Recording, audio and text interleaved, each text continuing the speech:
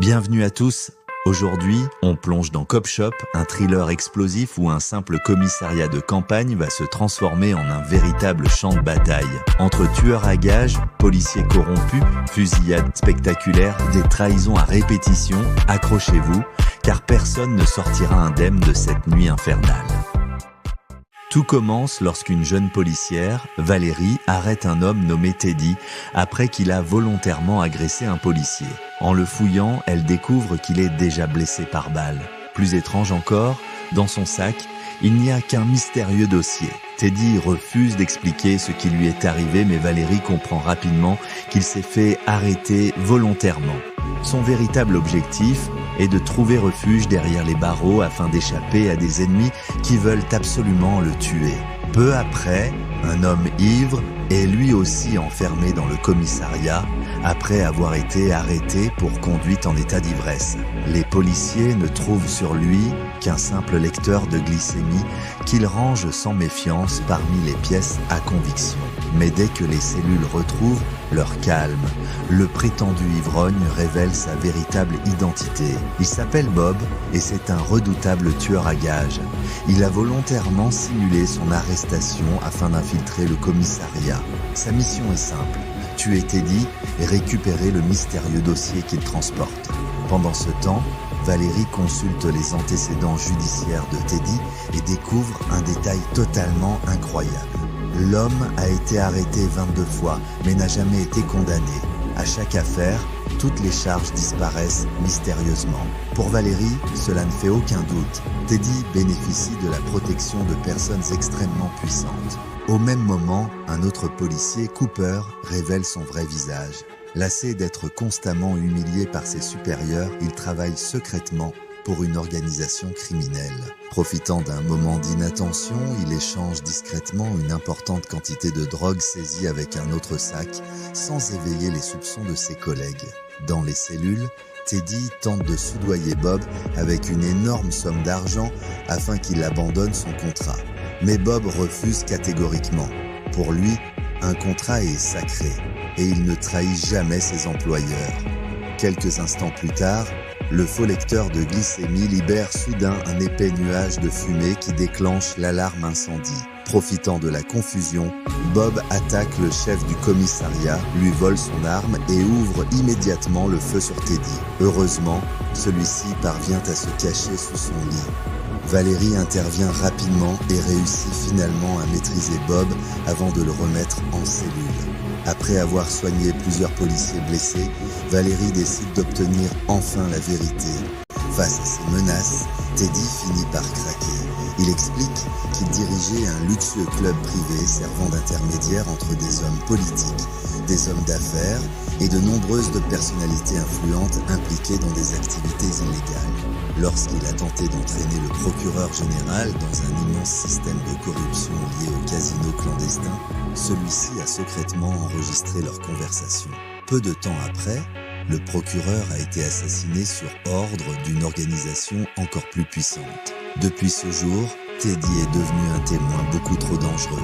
Après avoir échappé à plusieurs tentatives d'assassinat, il a pris la fuite avec près de 10 millions de dollars appartenant à cette organisation.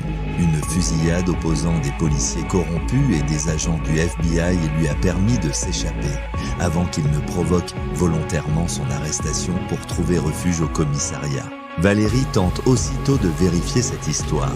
Pourtant, lorsque ses collègues inspectent le lieu de la fusillade, ils ne trouvent absolument aucune trace du moindre affrontement. Tous les indices ont mystérieusement disparu.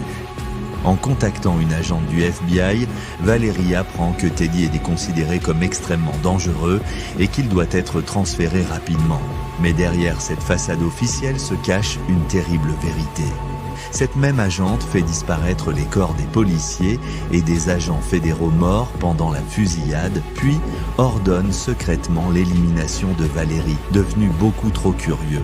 Avant même que Valérie puisse réagir, un nouvel homme arrive devant le commissariat avec un bouquet de ballons à la main. Son nom est Anthony, et lui aussi est un tueur à gages. Sans prévenir, il abat froidement les policiers présents dans le hall avant d'éliminer plusieurs autres agents avec une facilité déconcertante. En quelques minutes, le commissariat se transforme en véritable zone de guerre. Valérie parvient à se réfugier dans une salle blindée avec Teddy et Bob enfermés dans leur cellule. Blessé par balle et incapable d'obtenir des renforts, il comprend rapidement qu'il ne survivra pas seul. Pendant ce temps, Anthony découvre, avec l'aide de Cooper, un moyen de pénétrer dans la zone sécurisée. En étudiant les plans du bâtiment, il décide de détruire le mur situé derrière les cellules à grands coups de masse. À l'intérieur, Valérie doit prendre une décision impossible. Libérer Bob, un assassin professionnel, ou Teddy, un criminel poursuivi par tout le monde. Finalement, il choisit Teddy, persuadé qu'il est le moins dangereux des deux. Avant de partir, Teddy promet de revenir sauver Valérie. C'est alors que Valérie lui révèle une terrible nouvelle qu'il avait volontairement cachée jusque-là. Sa femme et son enfant ont été assassinés. Anéanti, Teddy demande immédiatement qui est responsable. Grâce à son expérience, Bob comprend rapidement que le coupable n'est autre qu'Anthony. Fou de rage, Teddy se lance aussitôt à sa poursuite.